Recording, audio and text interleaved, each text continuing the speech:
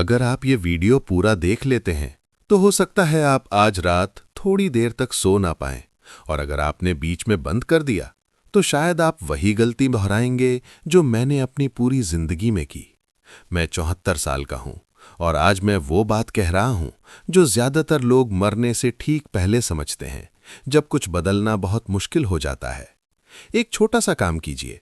इस वीडियो को आगे बढ़ाने से पहले कमेंट में बस एक शब्द लिखिए, सुन रहा हूं। क्योंकि जो बात मैं कहने वाला हूं वो सिर्फ सुनी नहीं जाती, उसे झेला जाता है। मैं भी कभी आप ही की तरह था। मुझे लगता था मेरे पास समय बहुत है, कि अभी भागना जरूरी है, कि रुक गए तो पीछे रह जाऊंगा।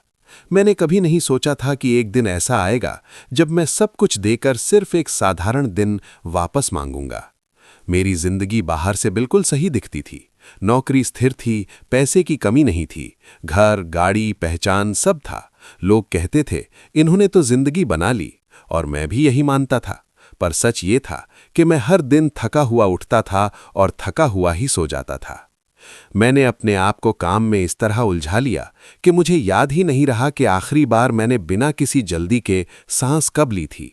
मैं हमेशा कहीं पहुंचने की जल्दी में था, बिना ये जाने कि मैं किससे दूर भाग रहा था। बच्चों ने कई बार कहा, पापा आज हमारे साथ बैठिए। मैंने कहा, आज नहीं, कल। पत्नी ने कहा, थोड़ा रुक जाइए। मैंने कहा, अभी दिमाग बहुत भरा है। माँ का फोन आया, मैंने सोचा बाद में बात कर लूंगा, और वो बाद में धीरे धीरे मेरी आदत बन गया। फिर 55 की उम्र में एक बिल्कुल साधारण सा दिन, सब कुछ बदल गया। कोई बड़ा हादसा नहीं, कोई चेतावनी नहीं, बस अचानक सीने में दर्द उठा, सांस भारी हो गई, पैरों से ताकत निकल गई, और पहली बार मुझे ये डर लगा कि शायद अब सब खत्म हो रहा है।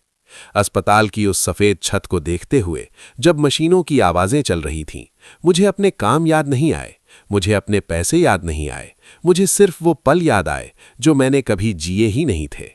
मुझे एहसास हुआ कि अगर आज मैं चला गया तो मेरे पास कहने के लिए कहानियां नहीं होतीं, सिर्फ शिकायतें होतीं, खुद से।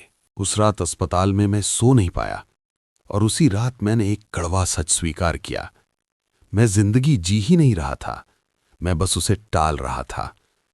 हम सब यही करते हैं। हम सोचते हैं अभी समय नहीं है, अभी जिम्मेदारियां हैं, अभी हालात सही नहीं हैं।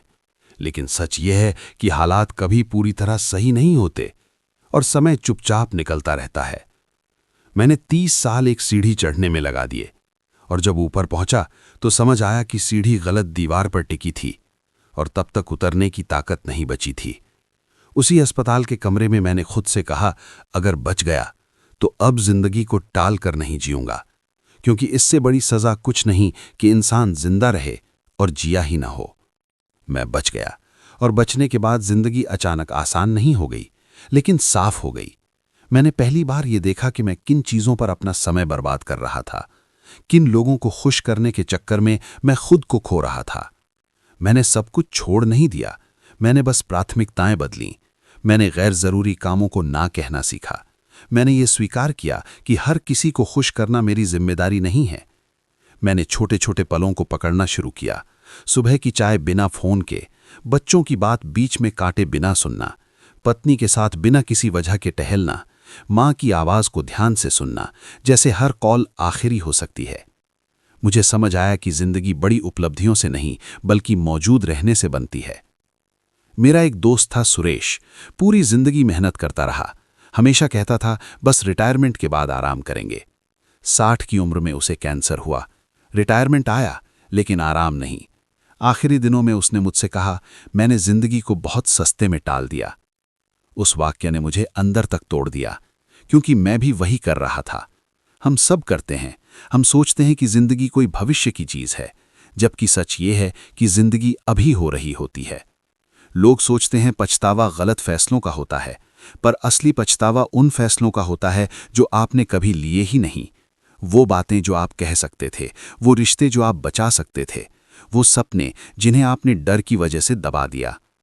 आपकी नौकरी आपको भूल जाएगी, आपकी कुर्सी किसी और की होगी, लेकिन आपके अपने लोग आपको कभी नहीं भूलेंगे या आपकी गैर मौजूदगी को याद रखेंगे।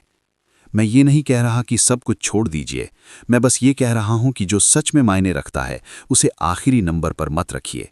अपनी सेहत को करियर के बदले मत बेचिए, अपनी खुशी को किसी दूर के दिन के लिए मत टालिए। मैं आज 74 साल का हूं।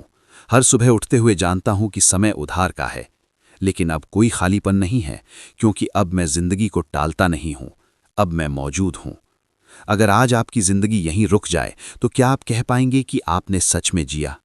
अगर इस सवाल ने आपको थोड़ा भी बेचैन किया है तो ये वीडियो यहीं खत्म नहीं होता, ये यहीं से शुरू होता है।